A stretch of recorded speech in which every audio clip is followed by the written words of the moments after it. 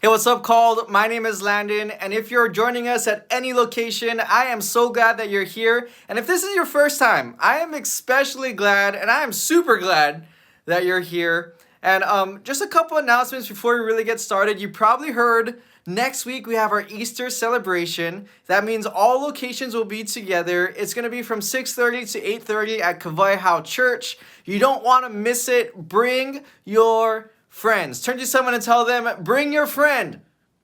Well, say friends. Bring your friends. If you have one friend, you can bring your friend, but I'm praying you have more than one friend, so bring your friends, bring more people. In fact, if you're passionate about bringing people your age, making friends, then our new outreach team is for you. So make sure you sign up for our outreach team if you just want to see people who are your age come to know Jesus. And so you can scan the QR code or you can talk to any of our leaders and they will make sure you're signed up. Now, tonight we're starting a brand new series and it's called The Line. Someone say The Line. And I'm excited because it's really, through this series, we're going to talk about a very important topic that I wish, growing up, someone would have talked about it to me. So I think this is super important. But before we get into the real topic, the real purpose of the line, let me just kind of explain what the line means. I mean, this is probably one of my favorite graphics that we've had. I mean, you see the line and you see the cross and it just looks super cool. But beyond it looking cool, there's actually a big meaning behind it. It just means that Jesus' life was so influential that he literally created a line in history.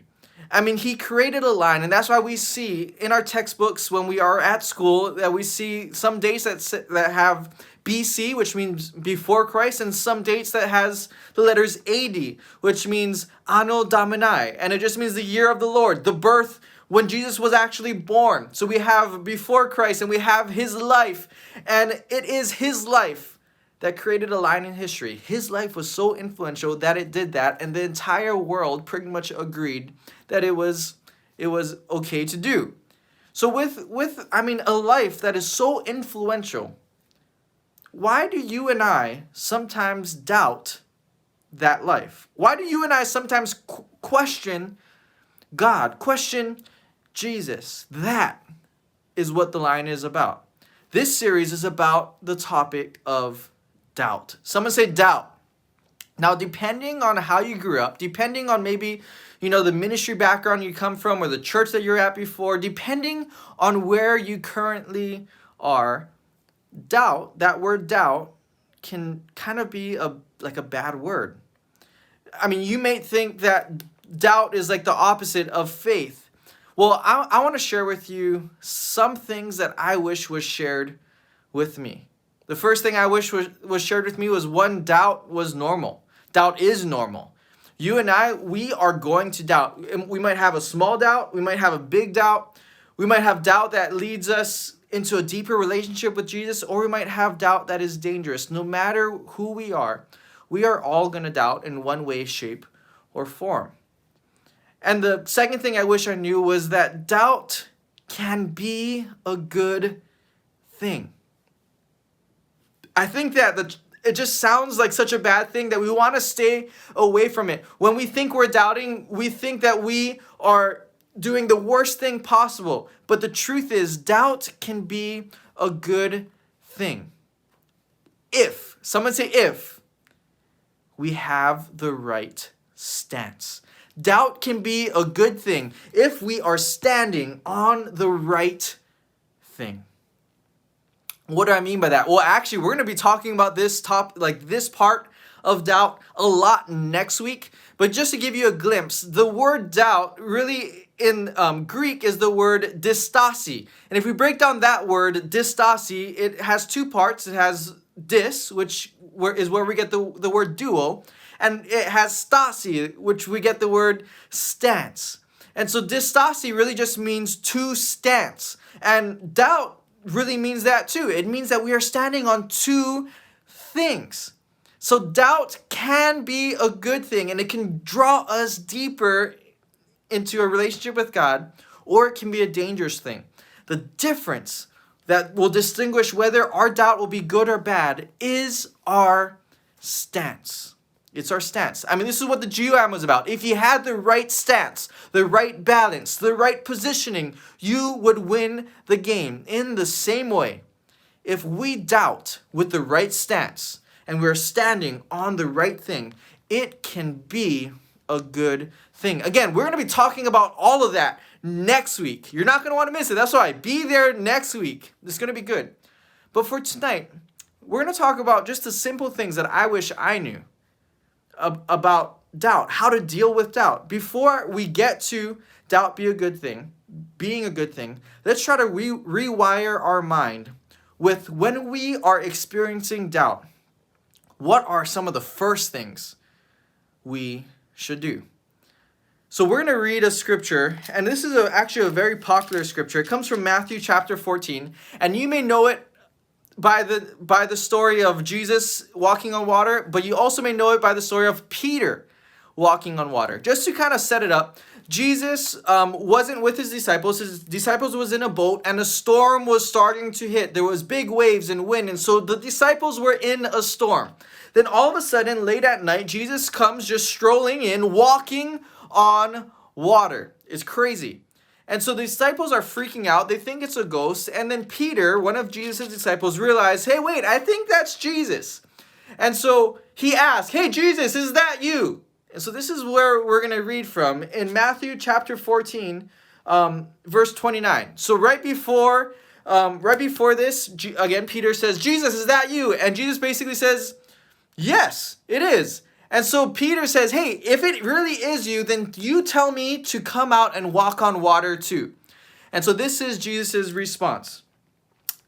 In verse 29, it says, yes, come, Jesus said. So Peter went over the side of the boat and walked on the water toward Jesus. But when he saw the strong winds and waves, he was terrified and began to sink. Save me, Lord, he shouted. Verse 31, Jesus immediately reached out and grabbed him. You have so little faith, Jesus said. Why did you doubt me? That question, why did you doubt me? I mean, I think this is where a lot of us, we find ourselves. We find ourselves hiding our doubt because we feel like that is the question that echoes in our minds. Why are we doubting God? But instead of focusing on the question, I think we should really focus on the story and realize what is happening here. It's showing us that doubt is normal and doubt can happen to everyone. Because I think when we read the story, we can say that yes, Peter had dystasi. He had two stances. He was walking on water, then he saw the wind and the waves, and his stance started to split. And he had the wrong stance. He started to doubt and he started to sink because he realized he was still in the storm. So we can say that Peter had a good reason to doubt because he was in the middle of a storm. But if we really kind of take a step back and read the story, Peter wasn't just in the middle of a storm. Peter was in the middle of a miracle. So doubt can hit anyone. It will hit the people in the storm, but it will also hit the people in a miracle. So doubt is normal. If I knew that doubt was normal, I would have dealt with doubt a lot easier. As we close, I want to give you 3 more things to add on to that list. Yes, doubt is normal. Doubt can be a good thing. But what should we do when we doubt? Peter was in a storm, but Peter was also in a miracle. No one is safe from doubt, so we need to prepare ourselves. How can we deal with doubt if and when we find ourselves face to face with it? Well, here's point number 1. We should not doubt alone. Don't doubt alone.